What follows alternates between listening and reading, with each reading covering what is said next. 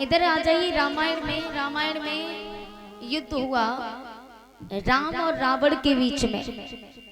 किस बात पर हुआ था पता है आपको?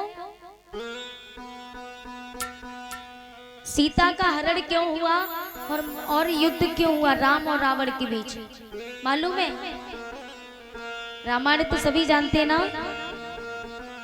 युद्ध क्यों हुआ था नहीं मालूम? बिल्कुल साधारण सी बात है, हर कोई जानता है इसको। तो युद्ध इसलिए हुआ था शूर्पणखा की वजह से। शूर्पणखा की वजह से सीता का हरण हुआ और उसी की वजह से युद्ध हुआ। लेकिन ये शूर्पणखा कौन थी? शूर्पणखा अगले जन्म में शेषनाग भगवान, जो शेष अवतारी कौन है? लक्ष्मण। बहुत सुंदर। शेष अवतारी लखन भैया हैं। तो लक्ष्मण पूर्व जन्म में शेषनाग भगवान थे। शेषनाग भगवान की पत्नी यही शूर्पणखा थी। शूर्पणखा थी तो एक दिन यही अपने पति शेषनाग से आज्ञा पाकर के वन में घूमने के लिए गई। वन में जब घूमने के लिए जाती है तो वन में गंधर्व आए। गंधर्व इतने सुंदर थे कि इसका मन विचलित हो गया। जाकर के गंधर्वों के साथ इसने शारीरिक संबंध बनाया। अवैध संबंध बनाए। अवैध संबंध बनाने के बाद देवऋषि नारद का तो काम है भैया इधर की बात उधर करने का और उधर की बात उधर करने का। नारद का मतलब क्या होता है जानते हो? नाम क्या उनका? नारद।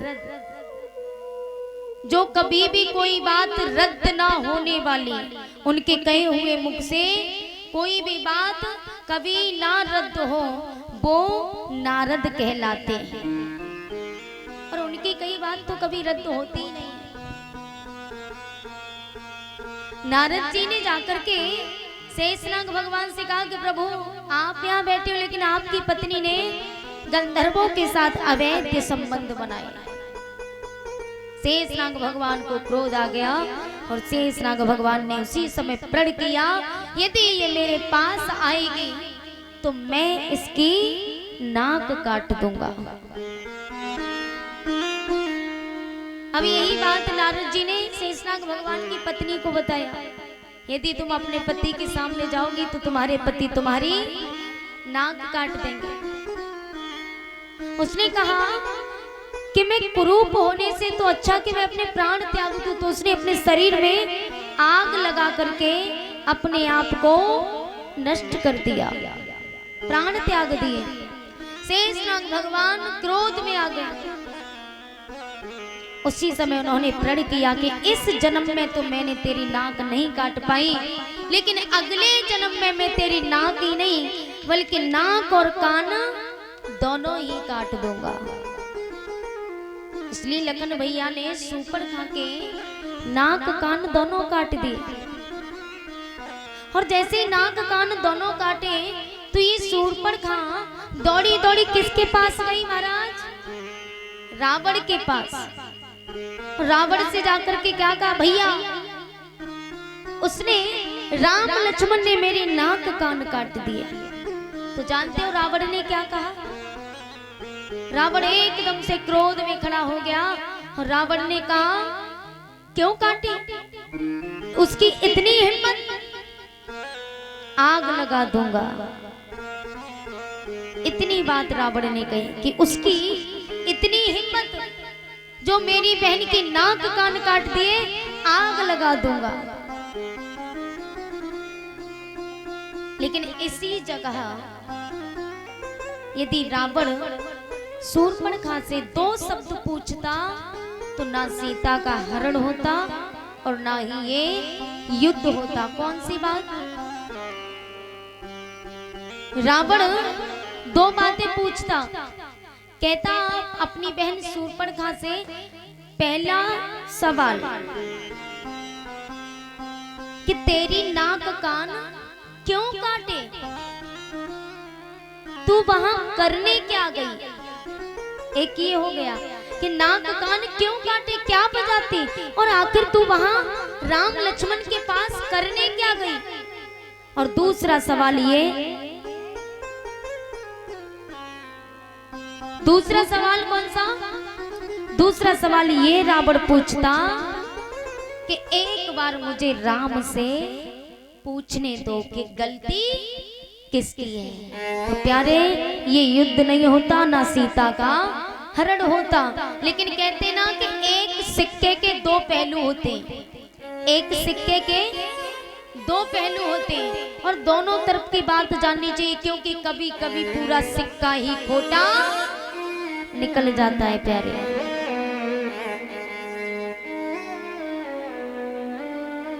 लेकिन रावण जब माता सीता को चुरा करके ले गया, ले जाकर के जब पहुंचा तो माता सीता ने कभी रावण की तरफ आंख उठा के नहीं देखा, कभी भी।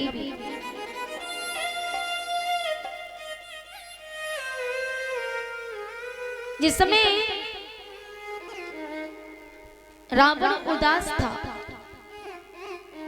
रावण जब उदास होता है तो समय मंदोदरी ने पूछा कि महाराज क्या बात है, आप इतनी चिंतित क्यों हो, चिंता में क्यों। तब रावण ने कहा कि मैं चिंता में इसलिए हूं कि मैं सीता के सामने जाता हूं, लेकिन सीता ने मेरी तरफ एक भी नजर नहीं डाली, इतने दिन हो गए। मंदोदरी ने कहा महाराज आप राम बन के जाइए, यदि आप राम बन करके जाओगे तो सीता तुम्हारी तरफ अवश्य देखेंगे।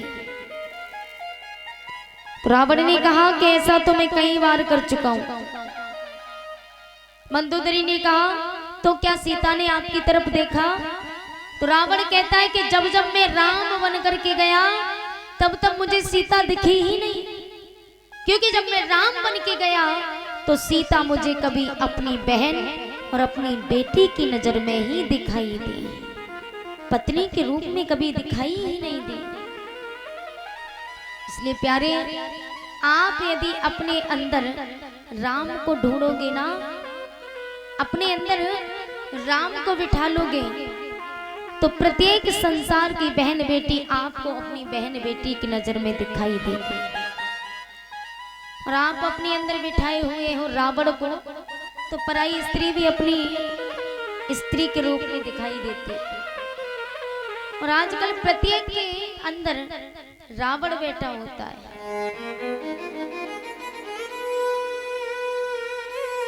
80% लोगों के अंदर रावण बैठा होता है। एक बार राम को बिठाल करके तो देखिए, राम बनके तो देखिए, प्रत्येक भारत की बहन और बेटी आपको अपनी बहन बेटी की दृष्टि में नजर आएगी। क्योंकि प्यारे ये कलयुग है और इस कलयुग में जितने सतर्क रहना चाहो उतनी रहिए।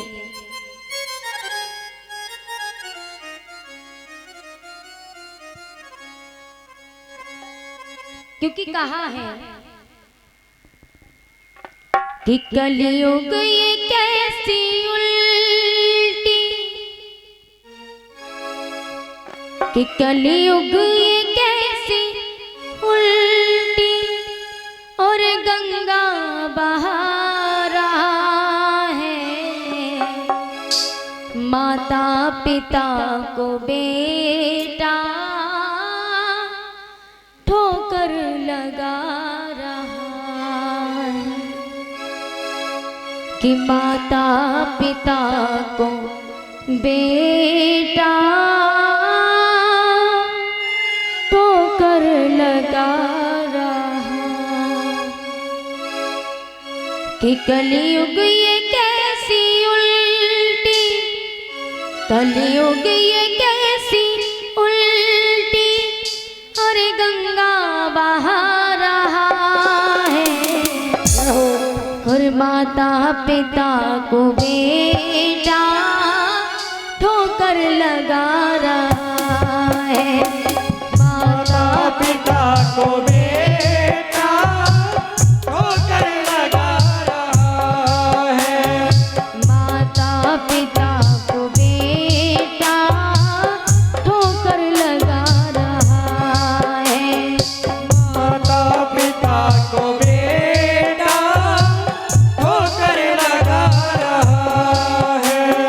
कलयुग ये कैसी उल्टी, कलयुग ये कैसी उल्टी गंगा बहा रहा है। माता पिता को बेटा ठोकर लगा रहा है। माता पिता को बेटा ठोकर लगा रहा है।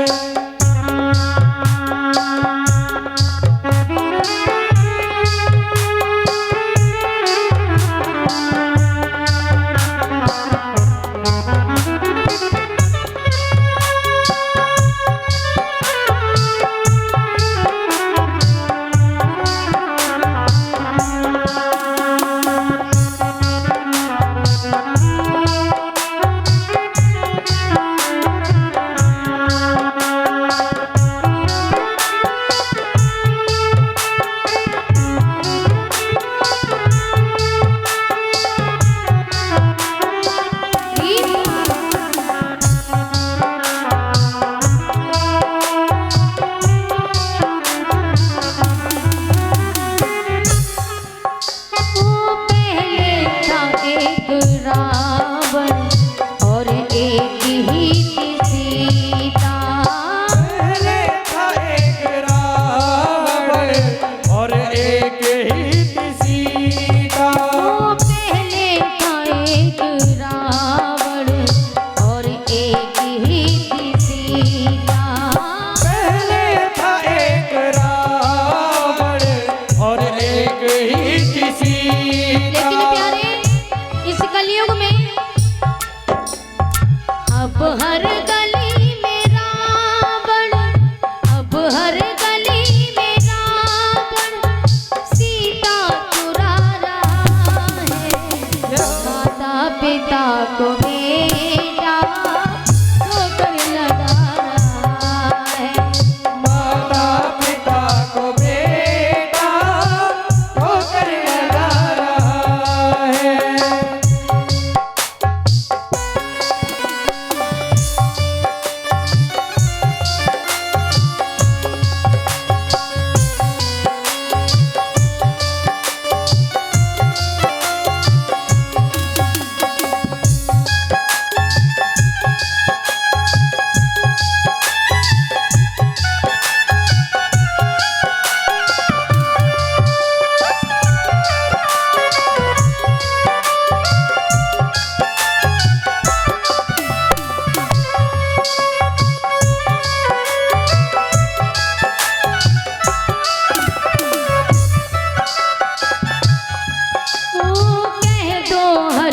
बहन से अब तो सतर्क रहना।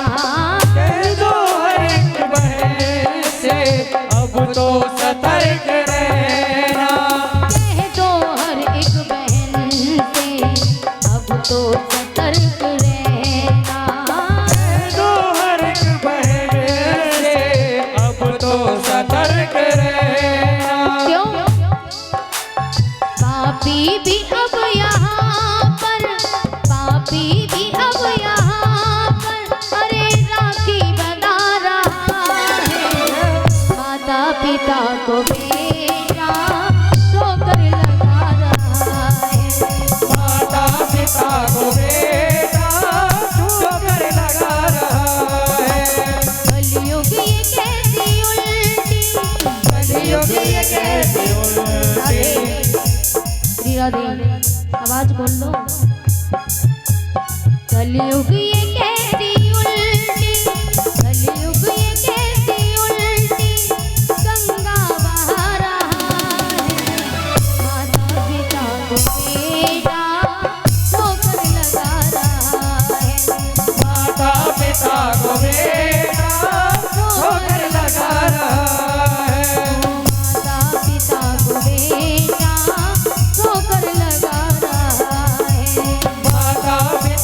को बेटा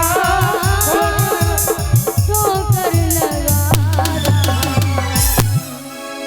बोली बाके बिहारी लाल की जय हो। जय जय श्री राधे श्याम। आज इस कलयुग में जहाँ भी देखिए इतना पाप होता है चारों तरफ, आज द्रौपदी ने दुर्योधन से कहा कि अंधे का पुत्र अंधा ही होता है। इसी बात पर महाभारत हुआ। यदि द्रौपदी ये शब्द नहीं कहती तो शायद महाभारत नहीं होता। भैया जी आवाज कैसी कर देते हो आप, शुरू में अच्छी चलाते हो पर पता नहीं उसके कान ऐंठते ही रहेंगे। श्री राधे जय जय श्री राधे। टेबल डालिए। बोली बागे बिहारी लाल की जय जय श्री राधे श्याम। हेलो हेलो द्रौपदी ने जैसी ये बात कही, यानी हेलो श्री राधे।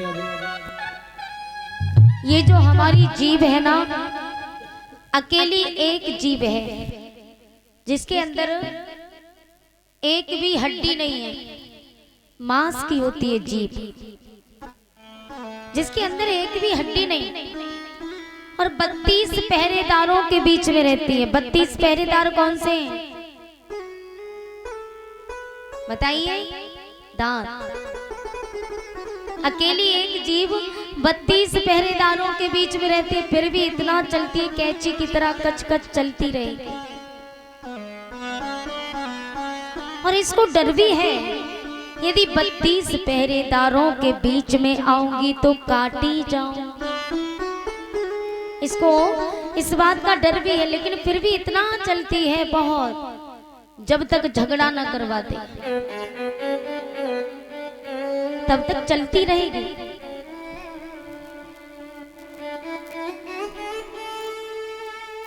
एक दिन एक काम करना, एक तरफ पांडाल में मीठा पानी रखना, 10 लीटर पानी में चीनी घोर के रखना, तो क्या बन जाता है? शरबत, माने मीठा पानी बन गया। और एक तरफ 10 नींबू काट करके डालना। थोड़ी देर बाद देखना तमाम चींटियां किसको आके घेरेंगी महाराज? शरबत को, यानी मीठे पानी को। थोड़ी देर में तमाम चींटियां आकर के मीठे पानी को घेर लेंगी, लेकिन जहां एक और 10 नींबू कटे पड़े उधर एक भी चींटी नहीं जाएगी। क्यों नहीं जाती? क्योंकि इधर खटास है और इधर क्या है? मिठास। तो दुनिया चाहती है जहां मिठास मिलती है ना वहीं जाना चाहिए, वहीं जाते हैं लोग। लेकिन जहां रिश्तों में खटास हो वहां कहेंगे अरे भैया वहां जाने का मन नहीं होता है। और ये जीभ है ना, खाना तो मीठा पसंद करेगी, भोजन मीठा पसंद करती है। अरे भैया रसगुल्ले मिल जाए आनंद आ जाएगा, भाई जलेबियां मिल जाए तो आनंद आ जाएगा।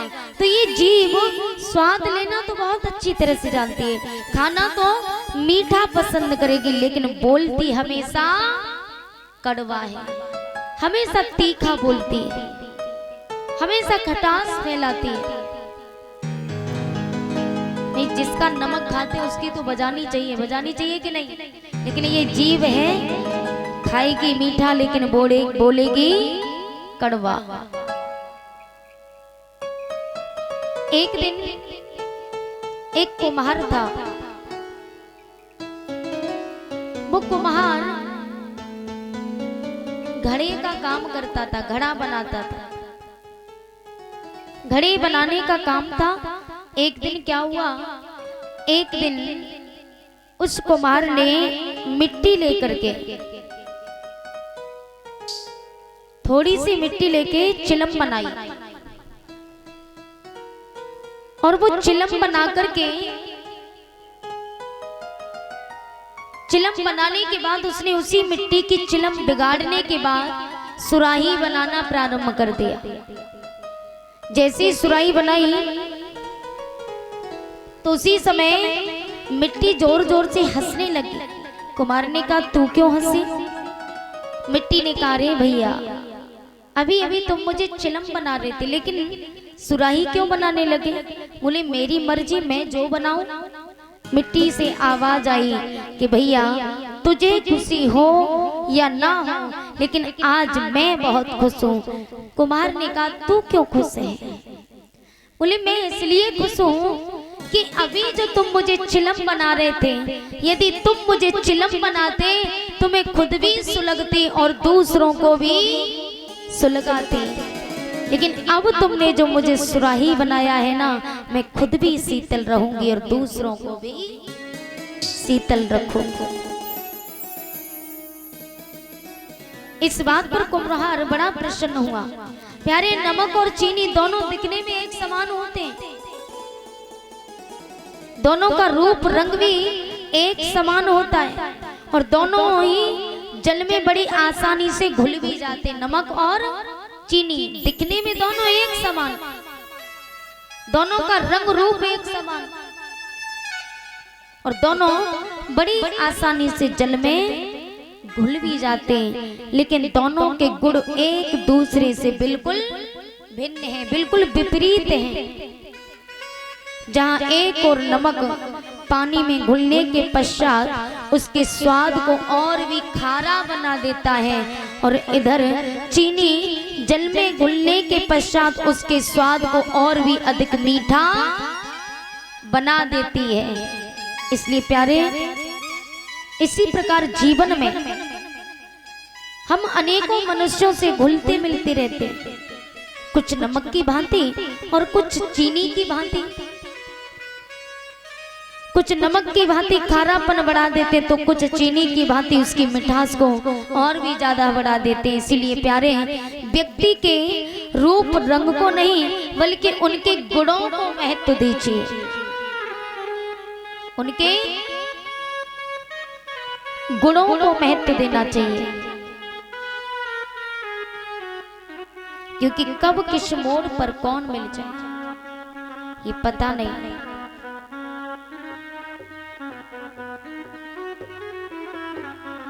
बोली बाके बिहारी लाल की जय हो।